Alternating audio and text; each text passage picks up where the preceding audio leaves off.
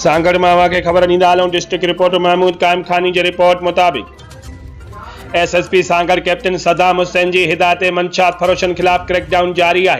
उन सिलसिले में एसएचओ पीरूमल मुनीर अहमद जतोई पंहिंजे मातहत अमले सां गॾु टंडो आदम सां तालुक़ रखंदड़ मंशात फरोश गुलशेर बुर्डो खे गिरफ़्तार करे संदसि कब्ज़े मां 2 किलो 500 ग्राम चर्स हथ करे वरिती।